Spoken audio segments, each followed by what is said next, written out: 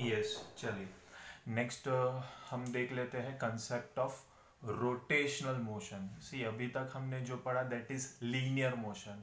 Now we'll understand the meaning of rotational motion. What is rotational motion?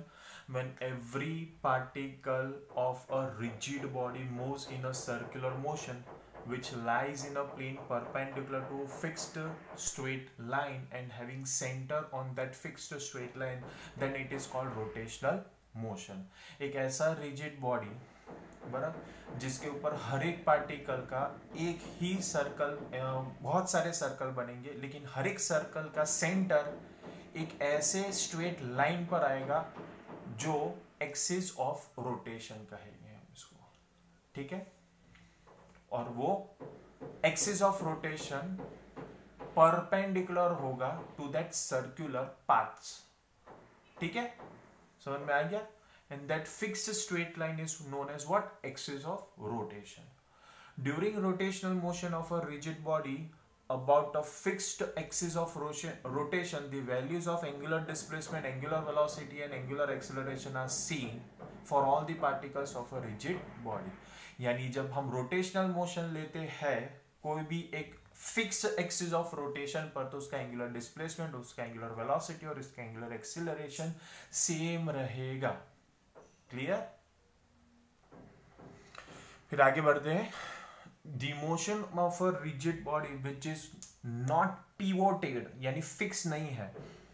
बराबर, the motion of a body which is not pivoted और fixed in some way is either a pure translational और a combination of a translational and rotational. मतलब ball ले लीजिए, ball को आप जब role कराओगे तो रोल करेगा तो वो रोटेट भी होगा और उसका लीनियर मोशन भी होगा. मतलब वो कहीं पर फिक्स नहीं है ना, उसका एक्सिस ऑफ रोटेशन हमने फिक्स नहीं किया, वो घूमता रहता है. ठीक है, तो उसका एक्सिस ऑफ रोटेशन घूमता रहेगा, मतलब वो फिक्स नहीं है, वो पिवोटेड नहीं है. मतलब वो उसका ट्रांसलेशन मोशन भी हो सकता है या तो ट्रांसलेशन और रोटेशनल मोशन का कॉम्बिनेशन भी हो सकता है. ठीक है, but the motion of rigid body which is pivoted और fixed in some way is pure rotation. यानी मान लीजिए टेबल फैन है, सीलिंग फैन जो होता है उसका एक्सिस ऑफ रोटेशन फिक्स होता है, उसका एक्सिस ऑफ रोटेशन फिक्स होता है, तो वो सिर्फ और सिर्फ रोटेशन मोशन में ही काउंट होगा. तो फैन कहीं पर घूमता नहीं है, फिक्स जगह पर रोटेट होता रहता है ना, यानी वो प्योर रोटेशनल मोशन कहलाएगा. ठीक है, the rotation may be about an fixed axis, that is the rotation may be about an axis that is fixed. Fixed axis किसका होगा? सीलिंग फैन का. लेकिन मूविंग जो होगा तो उसमें टेबल फैन आ जाएगा. समझ में आपको. चलिए नेक्स्ट आ जाते हैं. What is the relation between linear velocity and angular velocity. तो उसके लिए आपको एक डायग्राम देखना पड़ेगा कि you consider this as a rigid body और इसका ये पार्टिकल पॉइंट पी है, यानी एक पार्टिकल है. अब ये रिजिड बॉडी, ये एक्सिस ऑफ रोटेशन है, मान ले जेड एक्सिस. कौन सा एक्सिस? जेड एक्सिस है एक्सिस ऑफ रोटेशन. उससे हम इस बॉडी को ऐसा रोटेट करवाते हैं, ऐसे गोल गोल रोटेट करवाते हैं. तो जो ब्लैक पेन है ना, वो क्या हो गया? वो उसका एक्सिस ऑफ रोटेशन हो गया. तो ये जो पॉइंट पी है वो भी गोल गोल गोल गोल गोल गोल ऐसा घूमेगा, तो ये सर्कुलर पाथ हो गया, यानी ये रेडियस हो गया. एक्सिस ऑफ रोटेशन से पॉइंट पी का पोजीशन वेक्टर हो गया आर वेक्टर. और ये जो पार्टिकल सर्कुलर मोशन में जाता है तो हमको पता है सर्कुलर मोशन में वेलोसिटी का डायरेक्शन हमेशा होता है टेंजेंशियली. तो वेलोसिटी जो यहाँ पर ड्रॉ किया, बट एक्चुअली वेलोसिटी जा रहा है अंदर, तो वेलोसिटी है अंदर की साइड पर. हाँ, आर वेक्टर है हॉरिजॉन्टल और ओमेगा वेक्टर है यानी कि एंगुलर वेलोसिटी. ये एंगुलर वेलोसिटी जो एक्सिस ऑफ रोटेशन पर आता है. बराबर, तो ये जेड एक्सिस मैंने ऐसा लिया है, आर वेक्टर पोजीशन वेक्टर को मैं एक्स एक्सिस पर लेता हूं और अंदर जाता मान लीजिए वाई एक्सिस है. तो क्या वेलोसिटी, पोजीशन वेक्टर और ओमेगा वेक्टर एक दूसरे से परपेंडिकुलर हो गए? तो हाँ, हो गए. यही रोटेशनल मोशन का एक स्पेशलिटी है कि ओमेगा वेक्टर यानी एंगुलर वेलोसिटी वो आएगा एक्सिस ऑफ रोटेशन के, और आर वेक्टर हो जाएगा along the radius, V vector हो जाएगा टेंजेंशियली. ठीक है ना. So consider a rigid body rotating about a fixed axis यानी कि z axis. Consider a particle p moving in a circular path of radius r about a center c on the axis. ये रहा center c, उस circle का centre. तो अगर मुझे linear velocity चाहिए that is derivative of position with respect to time. लेकिन आप देखिए पोजीशन यानी क्या होगा? ये जब पार्टिकल घूमेगा तो एक सर्कुलर पाथ में घूमेगा, यानी उसका कुछ लेंथ होगा, इस आर्क का कुछ लेंथ होगा, तो हमने तो सीखा है आर्क लेंथ क्या होता है, angle into radius. Arc length क्या होता है, एंगल इंटू रेडियस। तो डी आर क्या हो जाएगा, D theta into R, D theta into R. But अब पहचानो D theta upon D T यानी एंगुलर डिस्प्लेसमेंट अपॉन टाइम होता है angular velocity. So D theta by D T हो जाएगा ओमेगा। तो v equal to omega R, this is the relation between linear velocity and angular velocity but in scalar form. And just now we have study के velocity यानी linear velocity along tangent होता है, omega vector along the axis होता है, और radius यानी position vector along the radius होता है। This three are always mutually perpendicular. Clear? तो ये तो स्केलर फॉर्म था, मुझे वेक्टर फॉर्म भी समझना है। तो when omega vector is rotated towards the R vector as per right hand screw rule we get the direction of V vector.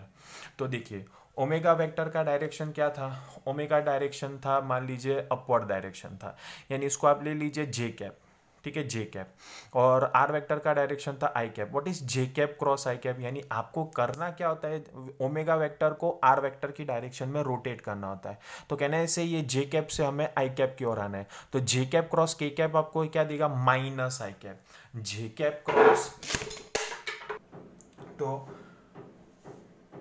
Omega को आर वेक्टर के डायरेक्शन में रोटेट करो तो दैट विल बी क्लॉकवाइज, और clockwise जब हम rotate करेंगे तो स्क्रू जाएगा इनवर्ड, और इनवर्ड तो वेलोसिटी का डायरेक्शन था।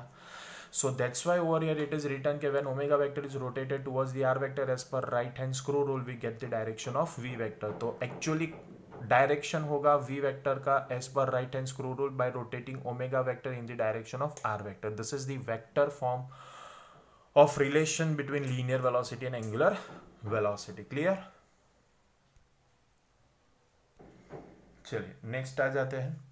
For rotation of rigid body about a fixed axis, the direction of omega does not change with time. However, its magnitude may change with time. अगर कोई भी हम रोटेशन ले रहे हैं रिजिड बॉडी का, लेकिन उसके फिक्स एक्सिस है, एक्सिस फिक्स हो गया मतलब उसका डायरेक्शन चेंज नहीं होगा, सिर्फ स्पीड चेंज हो सकता है, मतलब मैग्नीट्यूड चेंज होता है। मान लीजिए फैन है, ठीक है, फैन का स्पीड 1 2 3 4 5 करिए तो फैन के ब्लेड का स्पीड बढ़ेगा ना, लेकिन फैन का डायरेक्शन थोड़ी चेंज होगा, नहीं ना। ऐसा है कि उसका एक्सिस फिक्स था इसलिए उसका सिर्फ मैग्नीट्यूड चेंज होगा, डायरेक्शन चेंज होगा नहीं। Thus the direction of angular acceleration alpha vector is along the axis of rotation, same direction when omega, same direction as omega vector when there is an increase in magnitude of omega vector, and opposite when there is a decrease in magnitude of omega vector। ये common बात है, जो linear velocity का direction था वही linear acceleration का था। तो ऐसा यहाँ पर आप देखो कि जो एंगुलर वेलोसिटी का डायरेक्शन वही एंगुलर एक्सेलरेशन का डायरेक्शन। अब मान लीजिए मैं फैन का स्पीड 1 2 3 4 5 करता हूँ, स्पीड बढ़ाता हूँ, तो उस सेंस में एंगुलर वेलोसिटी और एंगुलर एक्सेलरेशन का डायरेक्शन सेम होगा, लेकिन हम उल्टा जाते हैं 5 4 3 2 1। तो एंगुलर स्पीड का, एंगुलर वेलोसिटी का और एंगुलर एक्सेलरेशन का डायरेक्शन हो जाएगा क्या, अपोजिट। ठीक है, ये समझ में आ गया आपको? चलिए good. So for rotation of rigid body along any variable axis, जिसका एक्सिस चेंज होता रहता है, एक्सिस चेंज होता रहा मतलब डायरेक्शन ऑफ ओमेगा भी चेंज होगा और मैग्नीट्यूड भी चेंज होगा एवरी इंस्टेंट पर। ठीक है, फिर एवरेज एंगुलर स्पीड होता है change in angular displacement upon time interval, और उसको अगर हम limit delta T tends to देते हैं तो delta theta by delta T will be converted into D theta by D T which is known as instantaneous angular speed, एक instant पर मिलने वाला angular speed. Similarly, average alpha vector equals to delta omega vector upon delta t. So this is known as average angular acceleration, and when we take a limit delta t tends to 0, then delta omega vector upon delta t will be converted into d omega vector by dt. तो this is known as instantaneous angular acceleration। कोई भी एक instant पर मुझे angular acceleration मिलेगा, वो पूरा concept clear सबको? ग्रेट, चलो।